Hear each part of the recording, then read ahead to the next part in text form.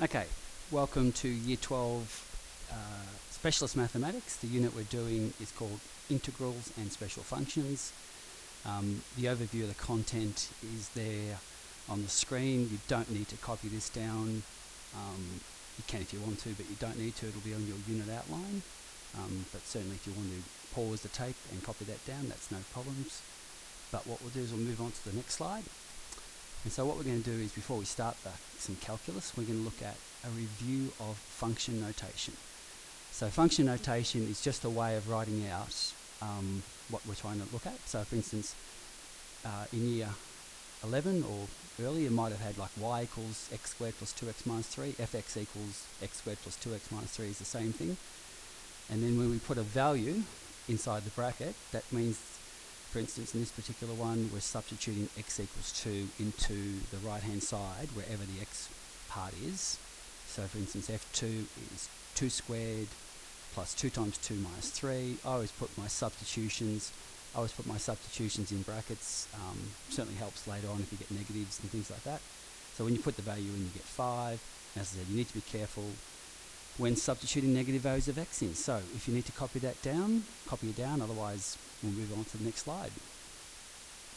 So here's another formula, another function, fx equals minus 2x squared minus 3x plus 7, and this time I've got a negative value to substitute. So can you please pause the tape, have a go and get a value, and then when you're ready, click back to play and then you'll see how I've done it.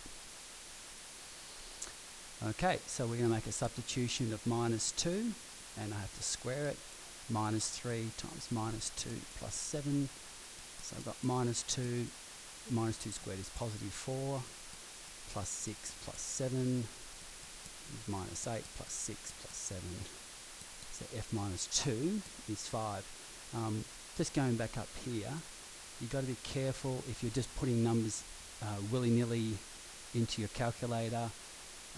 With the fx calculators with minus 2 squared, you've got to put minus 2 in brackets before you square it, otherwise it'll give you the wrong answer. Okay, so hopefully you got that one right, and we'll move on. So now we're just going to have a look at some differentiation, what you started last year, or what you did a whole unit on actually. And so, like for instance, I have a green function. I've got the axes labelled fx. Okay. Could label it y if you wanted to, but I haven't. And over here I've got the x on the horizontal axis, and the green function changes.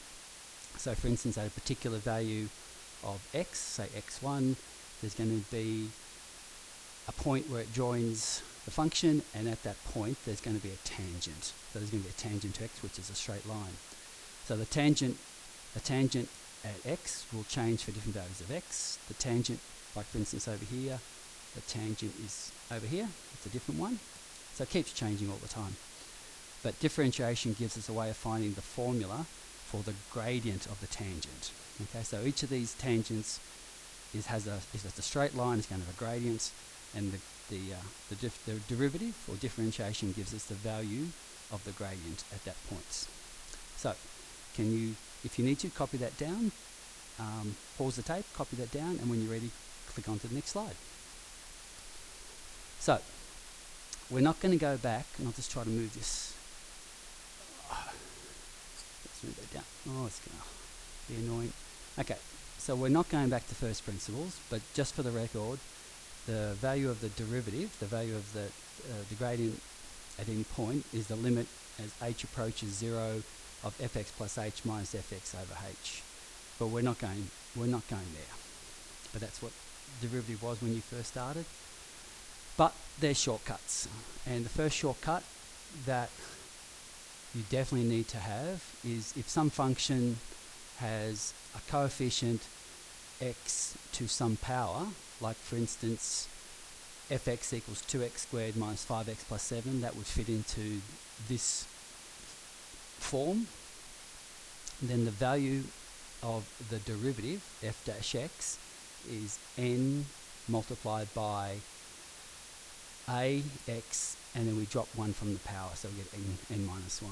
So for instance, if fx is 2x squared minus 5x plus 7, we've got 2 times 2 is 4, x squared becomes x to the 1, we can put a 1 there, so 1 times minus 5 is minus 5, and then x to the 1 becomes x to the 0, and then 7 doesn't have any x's, so it disappears. So the value of the derivative is 4x minus 5, which we could then put values into to find that values of tangents. So copy that down, and when you're ready, come back and move to the next slide. So here's a couple I want you to try for yourselves. Okay, so we've got two different ones. Like I've got y. So if I start with y, then the derivative would be y dash. Okay, so if it starts with fx, then the derivative would be f dash x. If I have gx, the derivative would be g dash x. Okay, so it just depends on what letter we use. So what I want you to do is have a go at those two ones. That shouldn't take you too long. And then when you're ready, come over to the next slide and we'll see what happens with the answers. Okay, so we're back. So the first value, 3x cubed. Okay, we've got 3 times 3 is 9, and the x cubed turns into x squared. Minus 7x just turns into minus 7. And the second one, okay, look at them as separate functions. So 5x over 3 just turns into 5 over 3, and then the minus 5 over 3 is just a constant, so the constant disappears when you get the derivative. Okay? So look, next slide. Okay, so I've actually done these ones fully. So these are some harder examples, but they still use what I call the basic rule. So for instance, if we've got y equals 2 over x, x in the denominator would be the same as x to the power of minus 1 using your indice laws. And then when you multiply the minus 1 by 2, you get minus 2, and then x minus 1 becomes x minus 2, and then you just turn the negative x upside down and make it a positive, and the bell's just gone. You must be playing with the bells. In the second one, y equals the square root of x. Over here, again, your indice laws say a square root sign is the same as a fraction or power, and then just use the basic law. Power multiplies by the coefficient's 1, so a half times 1 is a half. X to the half becomes x to the minus a half when you subtract 1, and then you don't leave indices as negatives, you turn them into positives in the opposite position, so numerators become denominators and positive, and then if you want to, you can leave your answer as a fraction or turn it back into a square root. So can you have a copy of those down, and then when you're ready, come over to the next slide. Okay, so there are special rules in finding derivatives. One's the product, one's the quotient, one's the chain. So depends on who your teacher was last year, but for instance, this is what I'll do it as. So in the first one, the product implies multiplying, the quotient implies dividing. Dividing, yep. And the chain rule is when we actually use it for brackets.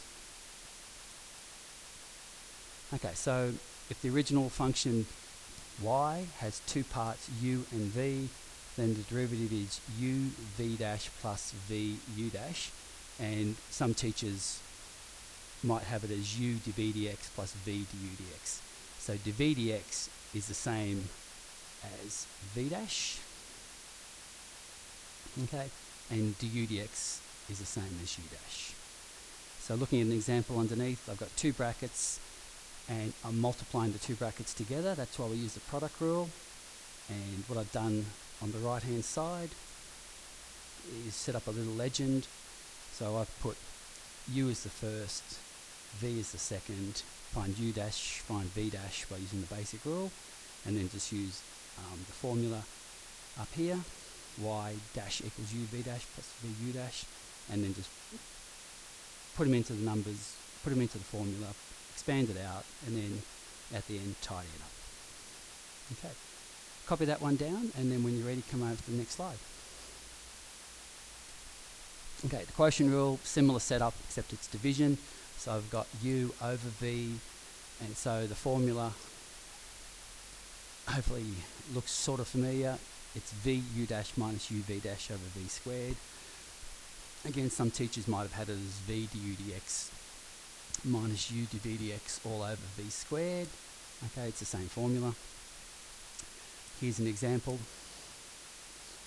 So again, I set up a little legend, and then I find my derivatives, and then I just put them into the formula, and then just tidy it up. Okay, it's pretty straightforward in that regard. Plenty of mistakes to be made because we're minusing here. If you have negatives and you end up with two minuses make a plus, you just got to be careful.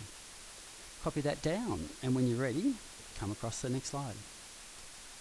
Okay, chain rule, again, depends on who your teacher was, but the simplest way is if you've got something in a bracket to some power n, the derivative is you multiply by n out the front, you leave the bracket as it was, subtract 1 from the power, so n becomes n minus 1, and the last thing you do is you multiply by the derivative of the bracket. So in my example, y equals 2x minus 1 to the 5, we bring the 5 out the front, we leave the bracket alone, 5 becomes 4, and then the derivative of 2x minus 1, the derivative of 2x minus 1 is 2, and then at the end just tidy up what you can, so we just do 5 times 2 is 10 at the front. In the second example, it doesn't look like it's got a power, but the square root sign is a power, it's to the power of a half, and then we just multiply by the power, leave the bracket, subtract 1 from the power, and then multiply by the derivative. So the derivative of the bracket is 2, and then just tidy up the 2 and the half, which makes a 1, and then just tidy up the negative in the C. So that one's a little bit trickier, but you would have seen those last year. You'll get chance to practice all these in the exercise that we're going to be doing. So copy those down, and then when you're ready, come across. Okay. So in the exercise in the textbook, these are the exercises. I'm not going to say how many you should be doing. You need to do enough to make sure you're confident and competent in each of the things. So the first exercise is straightforward differentiation. Then we've got chain rule, quotient rule. But in this exercise 7i, there's lots of ones where we don't have to do them yet with exponentials, logs, or trig functions. Just do the ones where it looks like just normal algebra with x's and things, nothing else. In the exercise and the product rule in the textbook, they didn't have any straightforward ones with because they all had exponentials, logs, and trigs. So I'll find a worksheet and I'll have that loaded on Moodle. So hopefully that's it for this lesson, and you'll do this exercise. This is probably about 2 lessons worth of work to catch up. Okay, thanks, and we'll see you another time.